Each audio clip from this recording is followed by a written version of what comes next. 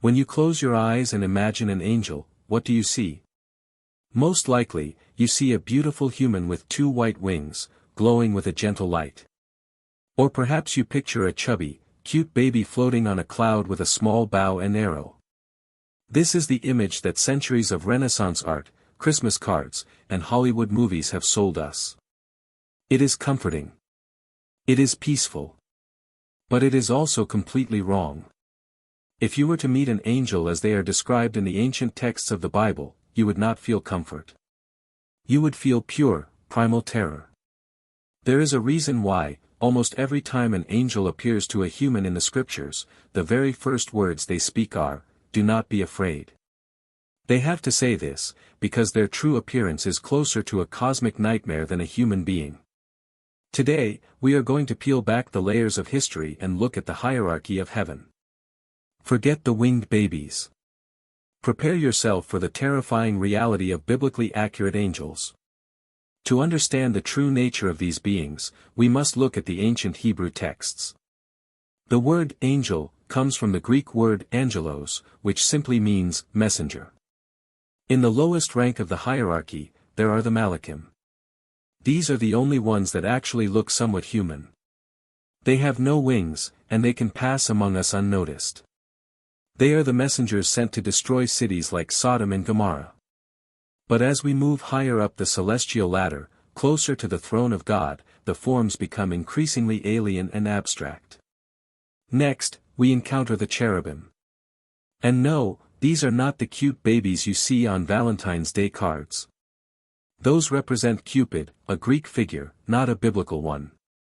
The real cherubim are terrifying warrior guardians.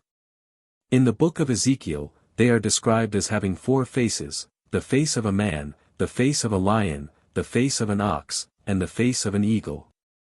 They have 4 wings, and under their wings are human hands.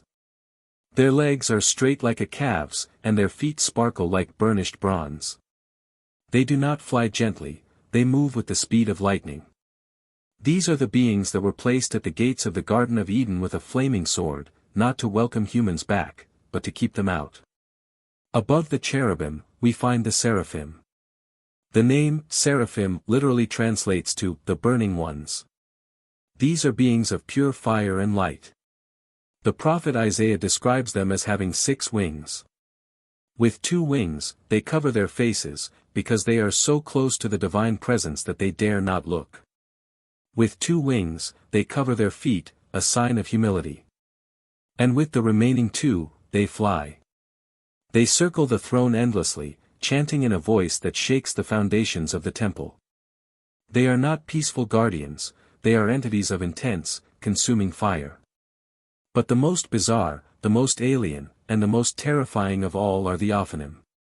These are also known as, the wheels. Ezekiel describes them vividly. They appear as 2 giant, golden wheels intersecting each other, a wheel within a wheel. They float in the air, glowing with the color of beryl or topaz. But the most disturbing detail is that the rims of these wheels are covered completely in eyes. Hundreds of unblinking eyes, looking in all directions at once. They do not have faces, they do not have wings, and they certainly do not look human. They are geometric, cosmic horrors that defy the laws of physics. They move alongside the cherubim, powered by the spirit of the living creatures. Now, we cannot talk about the hierarchy of angels without mentioning the most famous one of them all, Lucifer. Before he was the devil, before he was the ruler of hell, he was an angel. But what kind of angel was he? According to the book of Ezekiel, Lucifer was a cherub. But he was not just any cherub, he was the anointed guardian cherub. He was described as the seal of perfection, full of wisdom and perfect in beauty. He was covered in every precious stone, ruby, topaz, diamond, and gold. Unlike the monsters we described earlier, Lucifer was created to be the most beautiful of God's creations. He walked in the fiery stones of God's mountain. His fall was not because he was ugly, but because he was too beautiful, and his pride consumed him. So, when you imagine the devil, don't imagine a red man with a pitchfork. Imagine a fallen, shattered perfection. But the Bible isn't the only ancient text that describes these beings. There is a forbidden book, removed from the Standard Bible, called the Book of Enoch. This book tells the terrifying story of the Watchers. These were a group of angels who were supposed to watch over humanity, but instead, they lusted after them. They descended to earth, took human forms, and mated with human women. The result was catastrophic. They gave birth to the Nephilim, a race of hybrid giants who consumed all the food on earth and then began to eat humans. The Watchers also taught humanity forbidden knowledge, how to make weapons of war, how to use cosmetics, and the secrets of sorcery. These angels were not just messengers, they were cosmic criminals who corrupted the human race, leading to the Great Flood. Finally, at the very top of some mystical traditions, there is a being that transcends even the Seraphim. His name is Metatron. In Jewish mysticism and Kabbalah, Metatron is the scribe of God. He is often not depicted as a being with wings or faces, but as a complex structure of energy and geometry, specifically, Metatron's cube. He represents the structural perfection of the universe. If the Ophanim are wheels, Metatron is the architect of the machine itself.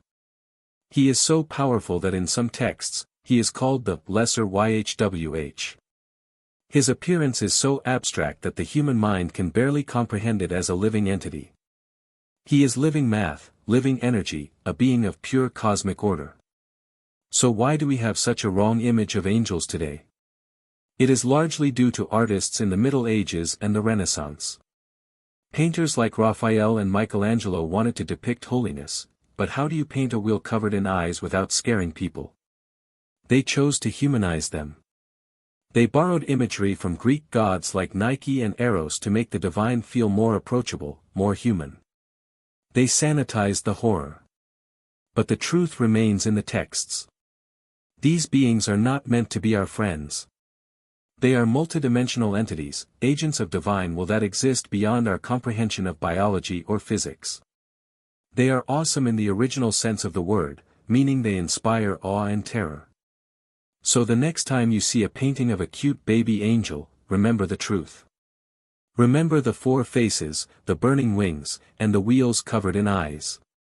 And remember why they always have to start the conversation with, "Do not be afraid."